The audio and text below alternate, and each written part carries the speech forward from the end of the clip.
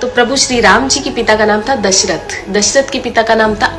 अज के पिता का नाम था नाभाग, नाभाग के पिता का नाम था ययाति, ययाति के पिता का नाम था नहुष, नहुष के पिता का नाम था अम्बऋषि, अम्बऋषि के पिता का नाम था प्रशुश्रुक, प्रशुश्रुक के पिता का नाम था मरु, तो मरु के पिता का नाम था शिग्रक, शिग्रक के पिता का नाम था अग्निवर्ण, अग्निवर्ण के पिता का नाम था सुदर्शन, सुदर्शन के पिता का नाम था शंखण, शंखण के पिता का नाम था प्रवड्ड, प्रवड्ड के पिता का नाम था अंशुमन, अंशुमन के पिता का नाम था दिलीप,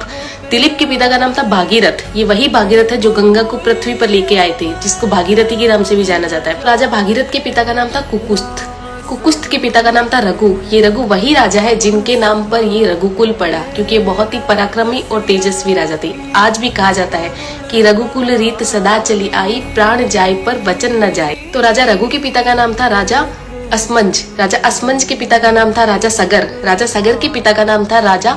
असित, राजा असित के पिता का नाम था राजा भरत, राजा भरत के पिता का नाम था ध्रुव संधि, राजा ध्रुव संधि के पिता का नाम था राजा सुसंधि, राजा सुसंधि के पिता का नाम था राजा मानधाता, मानधाता के पिता का नाम था युवानाश्री, युवानाश्री के पिता का नाम था दुंदुमार, दुंदुमार के पिता का नाम था त्रिशंकु, राजा त्रिशंकु के पिता का नाम था राजा पृथु, राजा पृथु के पिता का नाम था अंडरण्य, अंडरण्य के पिता का नाम था राजा बाण, राजा बाण के पिता का नाम था विवस्वान, राजा विवस्वान के पिता का नाम था राजा मनु, राजा मनु के पिता का नाम था